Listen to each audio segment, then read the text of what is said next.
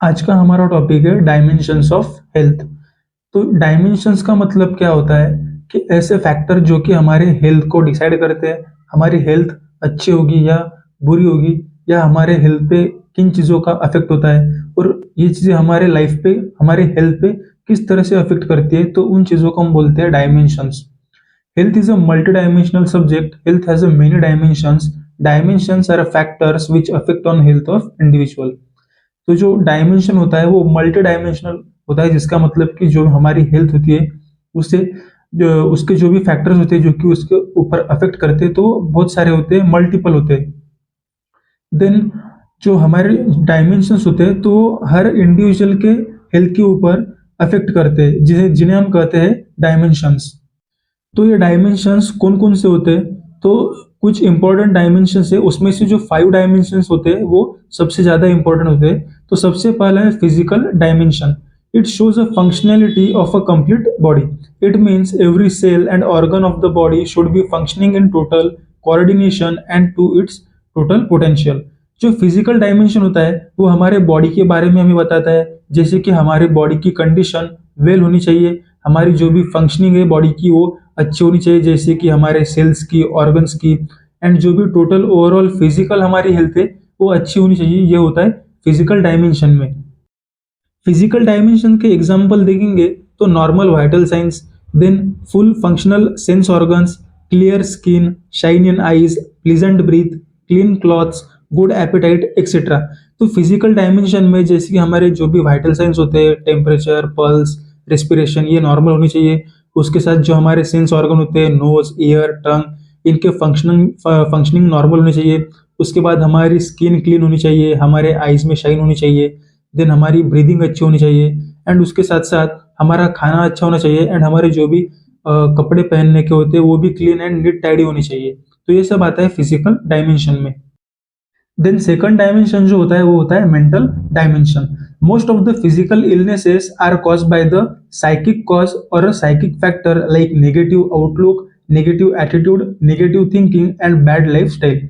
जैसे कि हमारे फिजिकल डायमेंशन इंपॉर्टेंट है, उसी तरह से मेंटल डायमेंशन भी हमें इंपॉर्टेंट है, क्योंकि हमारी जो फिजिकल हेल्थ होती है वो जनरली हमारी जो साइकिक कंडीशन होती है, जैसे कि हम किस तरह से सोचते हैं, किस तरह से हमारा बिहेवियर है, तो ये सब हमारे मेंटल डायमेंशन पे डिपेंड होता है। तो अगर हम हमेशा किसी भी चीज़ को अगर निगेटिव लेंगे तो हमारी जो फिजिकल हेल्थ है वो भी निगेटिव रहेगी, हमारे अंदर पावर नहीं रहेगी, एनर्जी नहीं रहेगी। तो इसीलिए हमारी मेंटल हेल्थ किस तरह से, ये भी उसके ऊपर अफेक्ट करता है। Then psychologically healthy person should aware of his own potentials, weakness, purposes, self controlled and ready to face problem. जो मेंटल डायमेंशन होता है उसके अंदर हमारा जो भी पर्सन होता है, इंडिविजुअल होता है, उसे खुद के बारे में, खुद के पोटेंशियल मालूम होना चाहिए, खुद की वीकनेस उसे पता होनी चाहिए, उसका जो भी लाइफ का पर्पज है गोल ओरिएंटेड होना चाहिए। देन वो सेल्फ कंट्रोलेबल होना चाहिए, उसका सभी चीज़ों के ऊपर कंट्रोल होना चाहिए, एंड जो भी प्रॉब्लम उसके लाइफ में आएंगे उन सबको करेगा, इसकी उतनी मेंटेलिटी होनी चाहिए। तो ये सब चीज़ें आती है हमारे मेंटल डायमेंशन में। Then third is vocational and economical dimension. So income and vocation are an important part of human life. Job satisfaction plays an important role in the physical and mental health of a person. Vocational मतलब जो भी person किसी भी occupation में काम करता है तो उसके ऑक्यूपेशन के रिगार्डिंग जो भी उसका काम होता है उसे हम कहते हैं वोकेशनल। एंड इकोनॉमिक मतलब उस काम से जो भी उसका इनकम आता है उसे हम कहते हैं इकोनॉमिकल डायमेंशन। तो जो पर्सन अगर उसका जो भी इंटरेस्ट है उस इंटरेस्ट के हिसाब से अगर किसी फील्ड में काम करता होगा तो उसका उसके लाइफ पे अच्छा इम्पैक्ट होगा। एंड अगर कोई पर्सन फोर्सफुली किसी काम को अगर करता होगा तो उसका उसके लाइफ के ऊपर बैड इम्प्रेशन रहेगा। इसलिए हमारा जो भी वोकेशनल डायमेंशन एंड इकोनॉमिक जो कंडीशन रहती है वो हमारे हेल्थ के लिए बहुत इंपॉर्टेंट फैक्टर का रोल प्ले करती है। वोकेशनल मतलब कि अगर आदमी उसके इंटरेस्ट के हिसाब से अगर कोई काम करेगा तो उससे अच्छा इम्प्रूवमेंट या अच्छा इंप्रेशन उसके हेल्थ पे मिल होगा। एंड इकोनॉमिकल मतलब अगर अच्छा इनकम रहेगा तो इसकी वजह से उसकी लाइफ स्टाइल भी अच्छी रहेगी। Then fourth dimension is social dimension. Social background of a person is directly related to his health. Social dimension के अंदर पेशेंट हमारे जो भी इंडिविजुअल होता है, पर्सन होता है, तो उसका जो सोशल इन्वायरमेंट कैसा होता है तो इसके ऊपर उसकी हेल्थ रिलेटेड होती है। Social dimension include social status, social skills, social activity, and the ability of considering oneself to be the part of society at large. Person should have a good behavior and character with the others. तो social dimension में जब कोई person अपनी society में रहता है तो वो हमेशा सिर्फ सोशल एक्टिविटीज में, जैसे कि कोई प्रोग्राम हो गया या फिर सोसाइटी में कुछ भी अगर एक्टिविटीज होगी तो उसके अंदर वो पर्सन एक्टिव होना चाहिए एंड उसने खुद से इनिशियल होना चाहिए उन प्रोग्राम में पार्टिसिपेट होने के लिए। देन उसका जो कैरेक्टर होता है, बिहेवियर होता है सोसाइटी के अंदर अदर लोगों के साथ, तो वो भी अच्छा होना चाहिए। तो ये आता है हमारे सोशल डायमेंशन में। Then fifth and last one is spiritual dimension.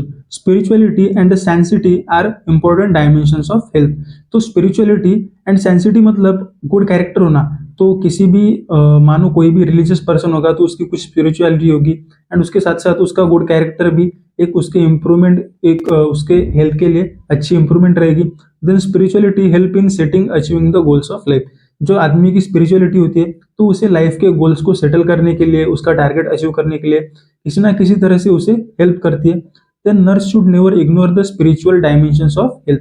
तो नर्स जब हॉस्पिटल केयर देती है तो उसको अलग अलग रिलीजियस एंड स्पिरिचुअलिटी को मानने वाले लोग मिलते हैं। तो नर्स ने कभी भी किसी की भी जो भी स्पिरिचुअल डायमेंशन होता है, मतलब स्पिरिचुअलिटी होती है, उसे इग्नोर नहीं करनी चाहिए एंड हर रिलीजन की, हर स्पिरिचुअलिटी की रिस्पेक्ट करनी चाहिए।